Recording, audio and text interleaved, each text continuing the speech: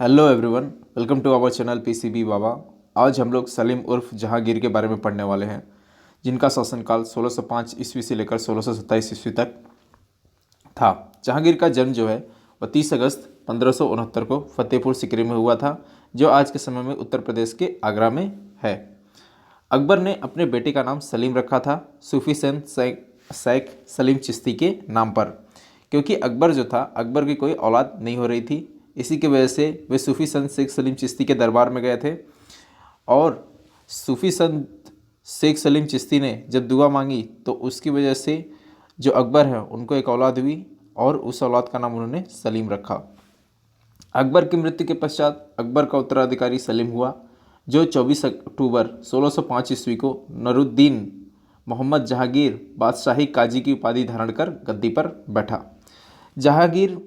जहांगीर का अर्थ होता है कॉन्करर ऑफ द वर्ल्ड, मतलब विश्व का विजेता, और वह एम्पेरर बनता है 1605 ईस्वी में।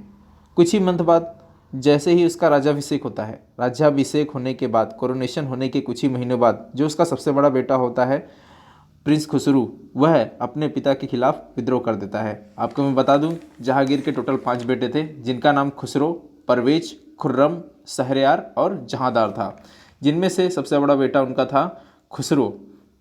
खुसरो ने जब विद्रोह किया था अपने पिता के विरुद्ध में, उस वक्त में जो जहांगीर थे उनकी उम्र 36 साल थी। इसका मतलब जब वे गद्दी पर बैठे, मुग़ल बादशाह जब बने, जहांगीर बने, तो उनकी उम्र 36 साल थी और खुसरो की उम्र 20 साल थी। महज 16 साल की उम्र में जहांगीर जो हैं वह एक बच्चे के पिता बन गए थे, जिनका नाम था खुसरो। तो खुसरो क्या करते हैं, वह भी गद्दी पाने की चाह रखते हैं, जिसके कारण वे क्या करते हैं, विद्रोह कर देते हैं गद्दी पाने की चाह में।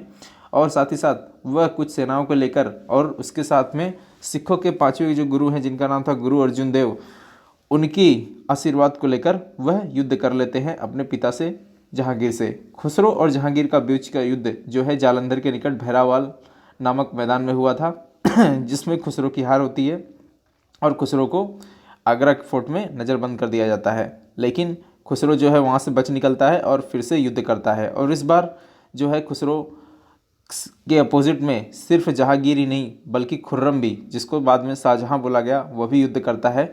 खुसरो फिर हारता है और उसके हारने के बाद खुर्रम से बड़ा होता है खुसरो।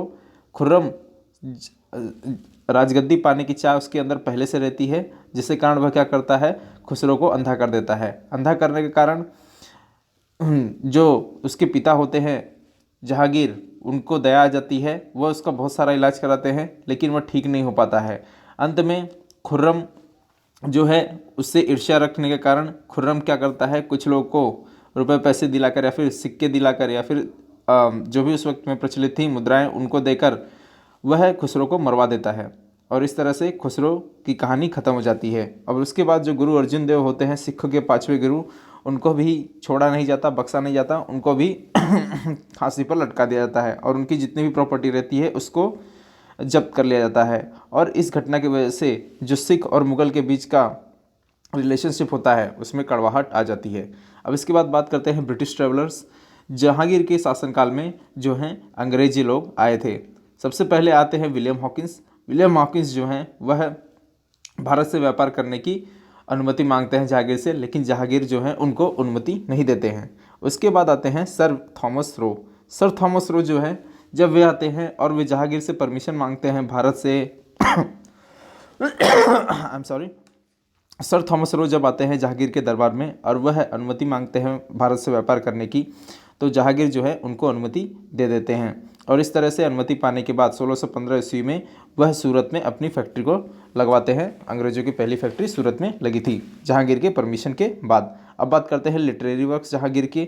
लिटरेरी वर्क्स में जहांगीर जो है वह बहुत ही बड़े स्कॉलर थे और बहुत ही बढ़िया राइटर भी थे। उन्होंने अपनी आत्मकथा लिखी थी, जिसको कहते हैं तुजुक ए जहांगीरी। लेकिन तुजुक ए जहांगीरी की ऑटोबायोग्राफी खुद जहांगीर उसको कंप्लीट नहीं कर पाते हैं, उनको कंप्लीट किया था मौद बिन खां ने। मौद बिन खां को श्रेय जाता है तुजुक ए जहांगीर को कंप्लीट करने का श्रेय। उसके बाद बात करते हैं जस्टिस के बारे में। जस्टिस या फिर न्याय प्रणाली जो है जहांगीर की बहुत ही प्रसिद्ध थी। जहांगीर को न्याय की जंजीर के लिए याद भी किया जाता है। यह जंजीर सोने की बनी थी जो आगरा के किले शाह बुर्ज एवं यमुना तट पर स्थित पत्थर के खंभे में लगवाई हुई थी। यह सोने की चेन खींचकर कोई भी पीड़ित व्यक्ति न्याय की मांग मुगल बादशाह जहांगीर से सीधे कर सकता था। तो यह चेन ऑफ जस्टिस, जिसे न्याय की जंजीर बोलते हैं, इसके लिए जहांगीर को याद किया जाता है। अब आगे चलते हैं और यहाँ पर देखते हैं रोल ऑफ नूरजहाँ। नूरजहाँ के रोल के बारे में बताने से पहले मैं नूरजहाँ के बारे में कुछ आपको बातें बता दूँ। नूरजहाँ जो थी वह पारसी थी और साथ ही साथ वह ईरान से थी। ईरान निवासी मिर्जा गयास बेग जो थे उनकी पुत्री नूरजहाँ थी, जिनका नाम मेहरुन्निसा था। 1584 ईस्वी में नूरजहाँ का विवाह अली कुली बेग, जिसको शेर अफगान भी कहते थे, उनके साथ में हुआ था। जहांगीर ने एक शेर मारने के कारण अली कुली बेग को शेर अफगान की उपाधि प्रदान की थी, याद रखिएगा। नूरजहाँ के जो पहले पति थे जिनका नाम था शेर अफगान नाम की उपाधि जो है जहांगीर ने दी थी। उनका असली नाम जो था वो अली कुली बेग था। ये क्वेश्चन बहुत सारे एग्जाम में पूछा था, इसलिए मैंने बताया। 1607 ईस्वी में क्या होता है, जो मेहरुन्निसा होती हैं जिनका बाद में नाम नूरजहाँ पड़ता है, जो जहांगीर की बाद में बीवी बनती है, वह विधवा बनती हैं किनकी? शेर अफगान की मृत्यु हो जाती है, इसके कारण वे विधवा हो जाती हैं। सर्वप्रथम सबसे पहले जहांगीर जो है वह मेहरुन्निसा उर्फ नूरजहाँ को नवरोज़ त्यौहार में देखे थे और उनके सौंदर्य पर मुग्ध होकर उन्होंने मई 1611 में उनसे विवाह कर लिया। विवाह के पश्चात जहांगीर ने उसे नूरबहल और बाद में नूरजहाँ की उपाधि प्रदान की। नूरजहाँ के सम्मान में जहांगीर ने चांदी के सिक्के भी जारी किए थे। तो ये सब बातें मैं आपको नूरजहाँ के बारे में थोड़ा बतलाना चाहता था। यहाँ पे देखिए उनके बारे में कुछ चीज़ें लिखी हैं और यहाँ पे कुछ गलत भी लिखा है। यहाँ पे लिखा है कि शेर अफगान जो थे जिनका असली नाम अली कुली बेग था, उनको किल किया था जहांगीर ने, यहाँ पे लिखा है, जो कि गलत है। यहाँ पर क्या होता है, शेर अफगान जो होते हैं अली कुली बेग जिनका असली नाम होता है, उनकी मृत्यु हो जाती है किसी और कारणों से। बाद में जब वो विधवा बनती हैं तो उसके बाद जहांगीर शादी करते हैं। ये असली है, जो सर्टिफाइड बुक है उनमें यही लिखा हुआ है। उसके बाद बात करते हैं 1611 में शादी कर लेते हैं जहांगीर, किससे? नूरजहाँ से, जिनका असली नाम मेहरुन्निसा होता है और इनके पिता का नाम होता है मिर्जा गियास बेग, जिनको इत्मादुद्दौला की उपाधि प्रदान करते हैं कौन? जहांगीर। तो ये भी बहुत ही इंपॉर्टेंट क्वेश्चन है, कई बार पूछता है। नूरजहाँ के जो पिता थे मिर्जा गियास बेग, उनको इत्मादुद्दौला की उपाधि प्रदान की इन्होंने की थी। उनको इत्मादुद्दौला की उपाधि जो है वह प्रदान की थी जहांगीर ने। तो यह यहाँ पर बहुत ही इंपॉर्टेंट क्वेश्चन है। अब इसके बाद देखिए यहाँ पर कुछ इंपॉर्टेंट बातें आपको जानना जरूरी है जो इसमें नहीं दिया गया है। देखिए सन 1611 ईस्वी से लेकर सन 1627 के बीच में जो समय होता है, उस समय काल में जो नूरजहाँ होती हैं उनका शासनकाल होता है। 1611 ईस्वी से लेकर 1626 ईस्वी के बीच में जो शासनकाल होता है वह जहांगीर नहीं चलाते बल्कि नूरजहाँ चलाती हैं, जिसके कारण उसे द एज ऑफ नूरजहाँ भी कहा जाता है। देखिए नूरजहाँ के जो पहले पति होते हैं जिनका नाम होता है अली कुली बेग, उनको शेर अफगान की उपाधि प्रदान हुई थी। तो मैं यहाँ पर शेर अफगान का नाम यूज़ करूँगा, तो आप इससे कंफ्यूज मत होइएगा। नूरजहाँ के जो पति होते हैं शेर अफगान, वे और नूरजहाँ की एक बेटी होती है जिसका नाम होता है लाडली बेगम।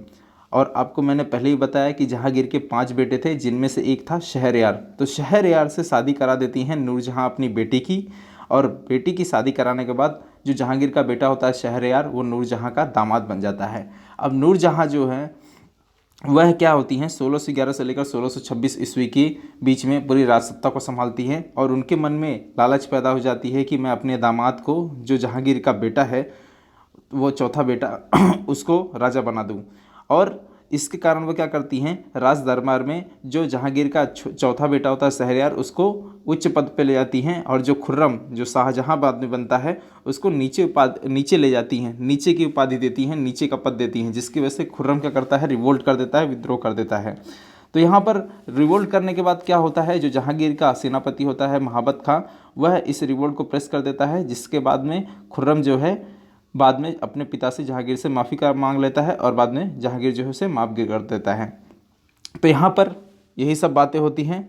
लेकिन जो नूरजहाँ का सपना होता है कि अपने दामाद को राजा बनाऊं, शहरयार को, जो जहांगीर का चौथा बेटा होता है, वो कामयाब नहीं हो पाती हैं। राजा तो खुर्रम ही बनते हैं, जो बाद में उनका नाम रखा जाता है शाहजहाँ। इसके बारे में मैं आपको शाहजहाँ के बारे में जब पढ़ाऊंगा तो पूरी तरह से कंप्लीट इन्फॉर्मेशन दूंगा। अभी हम जहांगीर के बारे में पढ़ रहे हैं तो इसके बारे में जानते हैं। जहांगीर के बारे में यहाँ पे एस्टीमेट क्या बताया गया है, जहांगीर जो है वह बहुत ही दयालु और उदार राजा था और उसने अपने समय में कई ब्यूटीफुल गार्डन बनाए श्रीनगर में, जैसे कि उसका नाम था शालीमार और निशात गार्डन। और इसके अलावा उनका आर्किटेक्चर के प्रति भी बहुत ही ज़्यादा मुड़ाव था या फिर इंटरेस्ट था। तो जहांगीर ने अपने समय में अकबर का मकबरा भी बनाया सिकंदरा में, जो आज के समय में उत्तर प्रदेश के आगरा में है। और इसके अलावा यहाँ पर एक चीज़ लिखा हुआ है इत्मादुद्दौला टॉम, मतलब इत्मादुद्दौला जो कि मिर्ज़ा गियास बेग को उपाधि दी गई थी, उनका भी मकबरा बनवाया गया। लेकिन यह जहांगीर ने नहीं बनवाया था, इसे बनाया था नूरजहाँ ने। तो आपको ये बात याद रहना चाहिए, आगरा के समीप में ही इत्मादुद्दौला का मकबरा बना है। जो गियास बेग का मकबरा है वह नूरजहाँ के पिता थे और यह मकबरा बनवाया था नूरजहाँ ने, जहांगीर ने नहीं बनवाया था। और उसके बाद बात करते हैं ग्रेट मॉस्क, जो महान मस्जिद है लाहौर में, उसको भी जहांगीर ने बनवाया था। तो यहाँ पर जहांगीर के बारे में जो बहुत ही ज़्यादा सटीक और इम्पोर्टेंट इन्फॉर्मेशन है वह यहाँ पर बतलाया गया है। और आगे चलते हैं, यहाँ पर कुछ इंपॉर्टेंट बातें उनके बारे में बतलाई गई हैं जो आपको मालूम होना चाहिए। इसमें से क्वेश्चन पक्का आते हैं।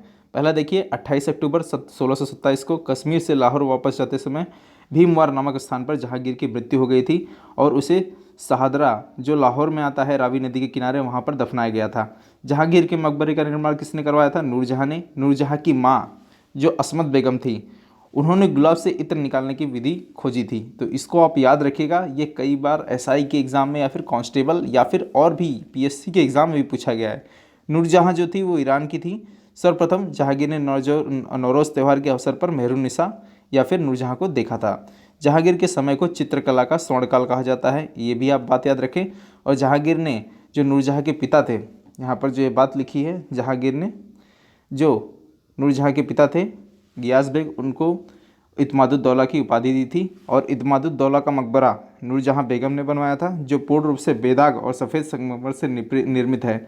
और जो इत्मादुद्दौला का मकबरा है उसमें आप इंडो इस्लामिक आर्किटेक्चर देख सकते हैं और प्यूट्रा ड्यूरा टेक्निक नाम के जड़ाऊ काम उस पर किए गए हैं।